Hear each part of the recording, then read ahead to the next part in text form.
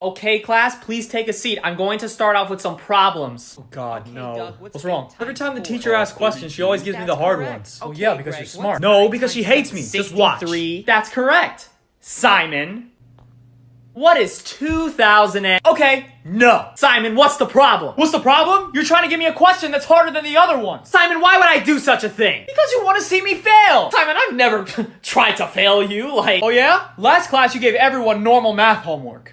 Yes, exactly. But your homework for me was to find an equation that would solve world hunger. Simon, why are you complaining about that? Because you're not being fair, duh! Simon, if you don't stop telling the truth, I'm gonna send you to the principal. Yo, that's crazy. Oh, so you admit— Simon, every time you're here, I die inside. What do you want? My teacher hates me for no reason, and she's trying to make me fail her class. Is this the same teacher that gave you the world hunger assignment? Yeah. Oh, don't worry about that. I'm suspending her for a week. Yeah.